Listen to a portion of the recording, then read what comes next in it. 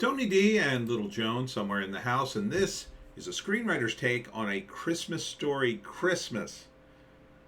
I gotta say, this was one of the best movies I saw this year. Smash like and subscribe. Thank you for smash liking and subscribing. Check out my books, links in the description. Comedy Horror in South Jersey. It's The Pineys, books 1 through 10. Available at Amazon.com. Don't forget, Kindle Unlimited is free. I will be at the Pinelands Brewery from 2 to 6 today. Hope to see you there. It's in Little Egg Harbor, New Jersey. Now, when I say this is one, I can't think of a movie that I saw this year other than this that was this good. Now, I'm totally biased for this movie. I'm going to admit right up front. I really loved A Christmas Story. I thought it was a hilarious movie, although I think people kind of talk about it a little too much. It's a little. I wouldn't watch it as many times as some people do, but I think it's still a really good movie.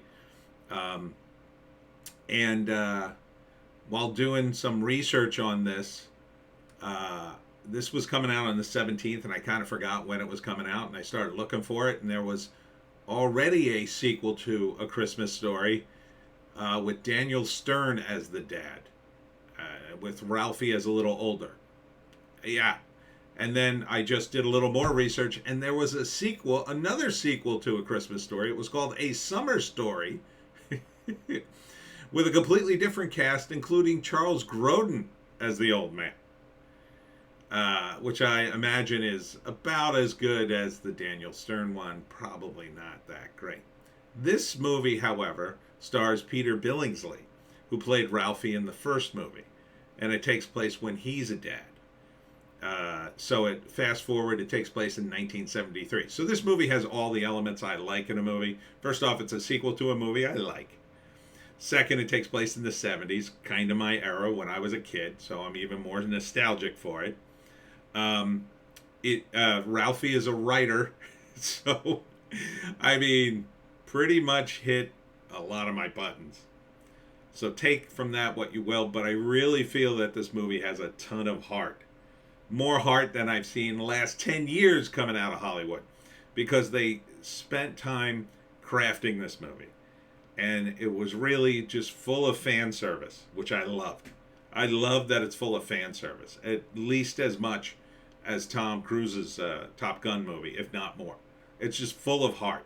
The movie is just so... There's not a non-genuine moment in this movie for me.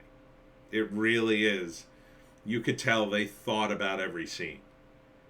And it's not that complex of a movie. I don't want to overstate it. It's not a mind-blowing movie that's going to be like, wow, I never thought of that. No. This is a sequel to A Christmas Story. It's an amusing, sometimes politically incorrect comedy, a family comedy. It's very family. That is a sequel to The Christmas Story, and a totally legit one. I mean, completely legit, with the house and everything. Now, the mother, who is still alive, her last name was, I think it's Melinda Dillon or Dillon, I forget the first name. I looked her up. She's in her mid-80s, so she may, I don't know, she hasn't acted in anything since 2007, so she may be retired, which is why she's not back. But a lot of the original cast is back, especially all the kids. And they're all adults. And they have great callbacks to the first movie. Amazing callbacks. Callbacks that only people who saw the first movie would get. So really, if you haven't seen the first movie, you should see the first one. And the first one's great. This is great, though. This is a great sequel and tribute to the first movie. And here's the cast here. And this is the cast of the current movie. Let's see, I had the original one somewhere here. Peter Billingsley. Yeah, and this is the original one with Darren McGavin, the old man Parker, who was just so great. And his presence is all over this movie, even though he's dead. And that's appropriate for this movie. Um, because he was the patriarch of the family. So without acknowledge, I mean, see, in other movies they would have recast him or just said, "Oh yeah, he's just not in this." No, they don't shy away from anything in this, and that's what I really like about it. So that concludes my non-spoiler review.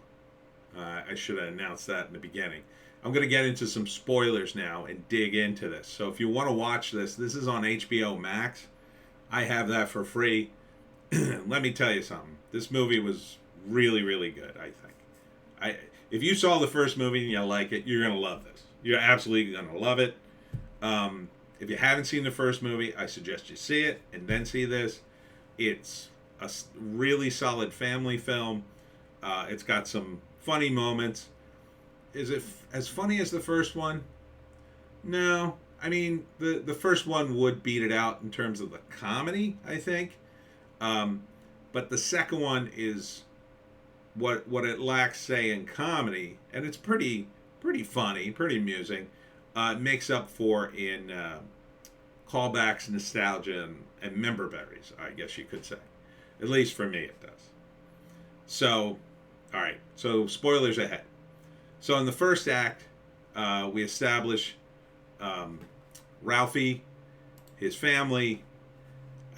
He wants to be a writer. This is the 1970s, and this is kind of the drawback of the movie with modern audiences. I don't know if modern audiences are going to relate to people living in the 70s, literally 50 years ago now. Now, it's true, the first movie took place in the 50s, and, and that was made in the 80s. So, but that was only a jump of 30 years. This is a jump of basically 50. I mean, it takes place in 1973. So 49, but yeah, it's kind of a bigger jump. I mean, I get it, but it's aimed for people who saw the first movie. So, but still, I think it holds up on its own mostly. Although, again, if you saw the first movie, it'll really hit better. So, Ralphie's trying to be a writer. He's not having much success. He's taken a year off to do it, and then he's vowed at the end of the year he's going back to work. And his wife's supportive, but he only has a year. So, and it's Christmas, and things are winding down. But he's getting ready for Christmas for his family, and they can't wait to see his parents. And at first I heard that, and I'm like, wait a minute, did they recast him? And then I thought, oh no, they're going to do his death. And they did. So then Ralphie gets the call. His father's dead. And, then you realize, wow, the movie's going to be about the fallout of his father's death and Christmas. And that's bold. It really is. Because it has drama in it, and the comedy is better because that drama's in the mix. But in a way where the characters are fighting against that, but it's always in the background of it. Some great moments with the actors too. There's a moment where his mother calls him, says something like, "Well, you're the boss," and then she kind of, you see the expression on her face change, like she realizes that if her husband was alive, he'd be the boss because he always was. I mean, just beautiful moments like that you can only put in a movie that's this detailed. And you could tell, like Peter Billingsley, who he worked on the story, or the screen adaptation, I should say. He really put some effort in this. I mean, I've seen some interviews with him, and he's been talking about this project for a long time. And he's great in it. He's really good in it. There are callbacks to the first movie with Ralphie. He acts, of course, he is Ralphie, but he acts like Ralphie. He does Ralphie bits. but not too many that you get sick of them. The movie's not dependent on the old bits. He really forged a new path for the character. So the second act, he gets to his mother's house, and she makes him promise to make this the best Christmas ever because she doesn't want to remember Christmas every year about the death of, the father. She wants the kids to have a happy time. So, like, at first I thought, oh, we're going to see a funeral scene. No, we don't even see a funeral scene, which I think is a good move because funerals are sad. So they just kind of put everything off, and we don't even see the funeral. Part of the movie hinges on him writing his dad's obituary. And so I guess they held the funeral after Christmas. I don't know. They never get to that. So, they build upon running gags from the first movie. Stuff about his mom and food. And the second act is all about Ralphie trying to put together a good Christmas and all the setbacks. There are bullies, of course. So they introduce a new line of bullies. And then there's great payoff with that at the end, of course, with Scott Farkas, who was his bully. And so there are just multiple payoffs here on different levels. I love the, he reconnects with his old buddies that he grew up with, Flick and Schwartz. Flick runs the bar, and Schwartz drinks there for free all the time. And then bar bet goes out awry, and all kinds of things go awry, which felt very 70s. This felt like almost like an episode of F is for Family, if you've ever seen that. Although with the father, who was much nicer. The snowball scene's great. There's some fantasy scenes that are amusing. I would call them great, but they'd be fun for kids. I think more so for me. And then the third act is the amazing payoff that the father character really comes through and saves Christmas. I mean, that was just brilliant. And they set it up so organically. Everything in this movie set up very organically. So, for instance, you have the snowmobile bit.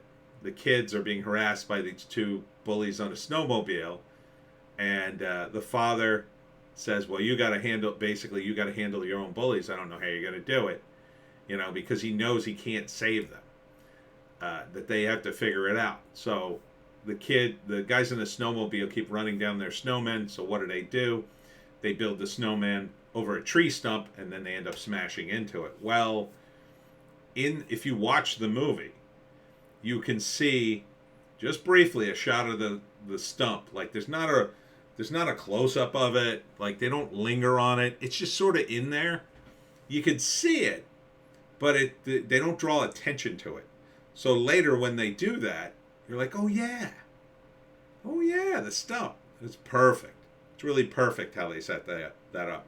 This is the scene where where they take him to go see Santa, and they don't try to repeat the same bits with Santa that they did in the first movie, but they do a callback to it when Ralphie goes, don't let Santa kick you in the face. And then the women just kind of look at him like, what? Because they weren't there for that. They don't know about it. So they still do bits with Santa, but they do different bits. And if you watch the credit sequence, of course, and you probably have, they have these great shot-for-shot, side-by-side comparisons to, here's a shot from the first movie, here's a shot from this movie that we repeated, right? So they repeat certain shots in the movie with different characters. And it's just great. I mean, that kind of level of detail, you gotta appreciate it. And again, the whole movie's very heartfelt. Ralphie's just trying to make the Christmas right for his family. He does everything he can. He gets into some trouble. And eventually, by the third act, he does. And then the big payoff is his father really saves Christmas. And then his father saves his writing career. Fantastic payoff. Fantastic.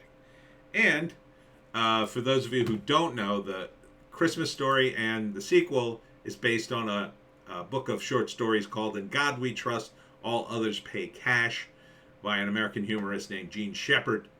And that book, so this stuff I don't think is based after the book. This is based after the movie, which is based after the book. So it's sort of a continuation. But man, I just really loved every payoff in this movie. I really did.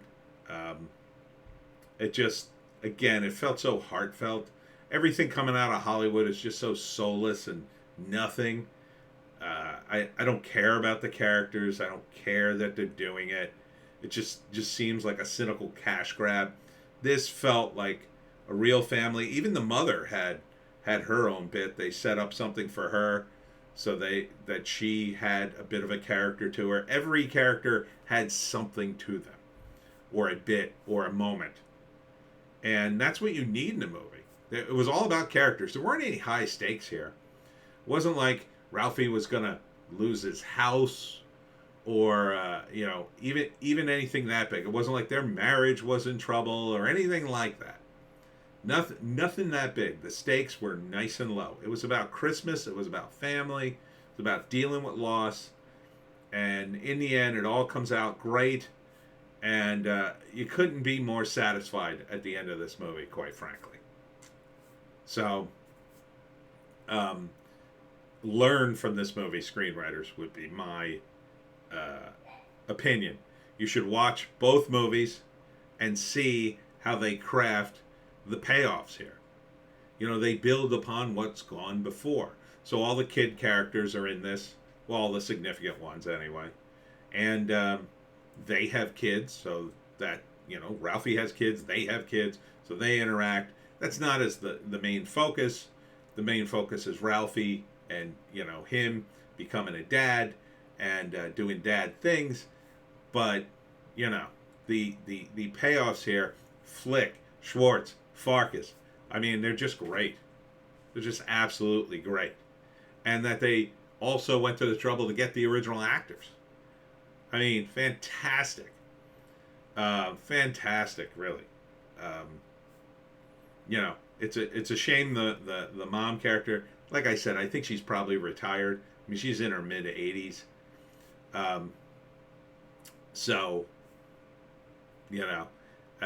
But basically everybody's here.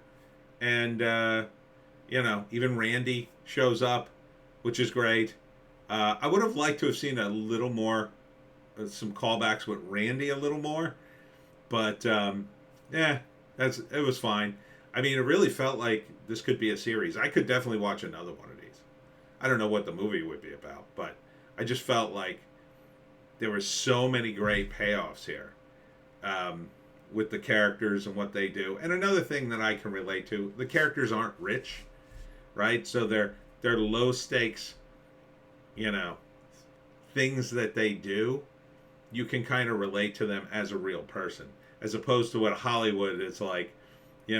There's just always some rich character who solves all the money problems, and nobody ever stops to do anything normal or work or whatever. There's never any inconvenience for a lot of the modern Hollywood characters because, again, the people writing them don't have those inconveniences. They don't have to go to the DMV or, think about, well, our Christmas budget is pretty low. Oh, God, we've been robbed. We're really screwed. Like, none of that is a problem for the people who write most of the Hollywood movies today. So they can't relate to it. And they never mention stuff like that because it doesn't occur to them. It's just, they're caught up in other things. And, it's 1973, so you don't have to worry about the movie. It's definitely not woke. It got some politically incorrect moments in here, which I love. Not too many. Not like the one in A Christmas Story that I'm thinking of, which always makes me laugh.